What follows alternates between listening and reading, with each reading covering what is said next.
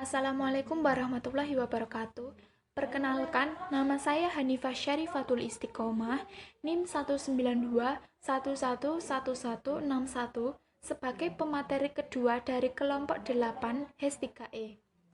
Di sini saya akan membahas materi tentang pemikiran Muhammad Quraisy Shihab. Referensi yang saya pakai ialah 1.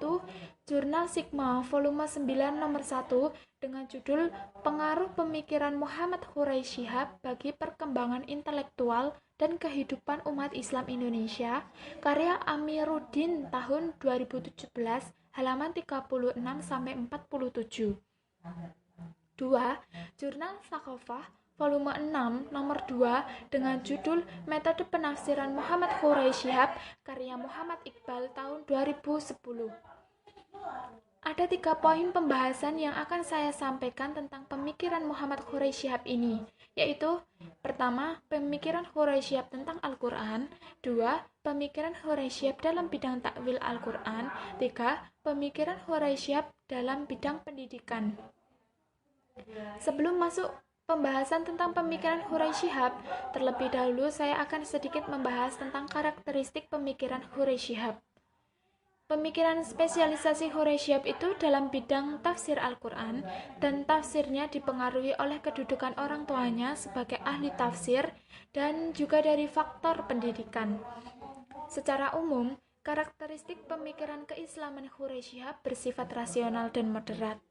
Beliau tidak memaksakan agama mengikuti kehendak realitas kontemporer, tapi memberikan penjelas kemungkinan pemahaman dan penafsiran baru dengan tetap sangat menjaga kebaikan tradisi lama dan mengambil tradisi baru yang lebih baik, atau beliau tetap berpegang pada al-muhafadhah bi al-qadim al-salih wa al-ahzi bi al-jadid al-aslah, atau memelihara tradisi lama yang masih relevan dan mengambil tradisi baru yang lebih baik.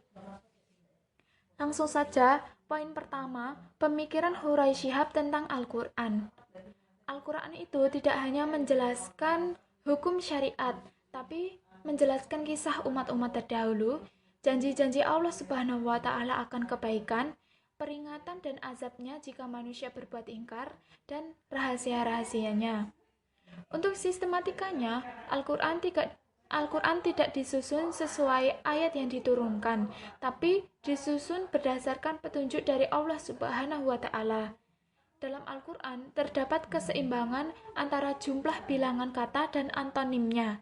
Misalkan, kata al-hayah atau hidup dan al-maut atau mati masing-masing disebut 154 kali, dan an-naf'u atau manfaat dan al-madharah atau madorot masing-masing disebut 50 kali. Al-Quran adalah kitab petunjuk. Hal ini sesuai dengan penegasan bahwa Al-Quran petunjuk bagi manusia serta pemisah antara yang hak dan batil. Itu terdapat dalam Quran surat Al-Baqarah ayat 185. Al-Quran adalah kitab pedoman sampai akhir masa, karena jika terus dianalisis, maka akan lahir sesuatu yang baru dan relevan dengan segala zaman. Nah, dalam menganalisis Al-Quran, Quraisy Shihab menggunakan metode klasik, artinya lebih sering menggunakan penafsiran tradisional secara bahasa atau tafsir bil al-ma'thur, dan tidak menggunakan tafsir bil al-ra'i selagi penafsiran secara tradisional masih memberikan solusi. Poin kedua, pemikiran Quraisy Shihab dalam bidang takwil Al-Quran. Takwil bisa diartikan sebagai pengertian-pengertian tersirat yang diistimbatkan atau diproses dari ayat-ayat Al-Quran yang memerlukan perenungan dan perkiraan, serta merupakan sarana pembuka takbir. Meskipun dalam hal ini Quraisy Shihab tidak secara jelas membedakan antara tafsir dan takwil, tapi akan kita dapati bahwa beliau pun menggunakan takwil dalam memahami ayat-ayat Al-Quran yang maknanya tersembunyi. Contoh dalam bukunya, yaitu Wawasan Al-Quran dalam bab kematian, menceritakan penciptaan manusia dari tanah, dijelaskan dalam Quran surat Al-Hajj ayat 5-7.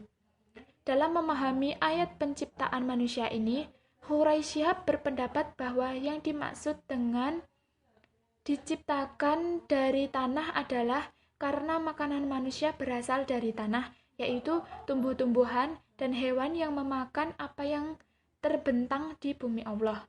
Makanan tersebut diolah oleh tubuh sehingga menghasilkan sperma.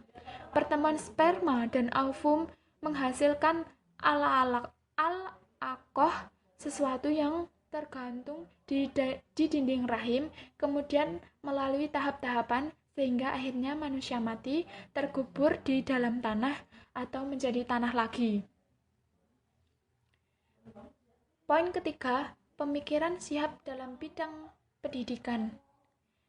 Gagasan dan pikiran Hurai Syihab dalam bidang pendidikan antara lain: 1. Tujuan pendidikan.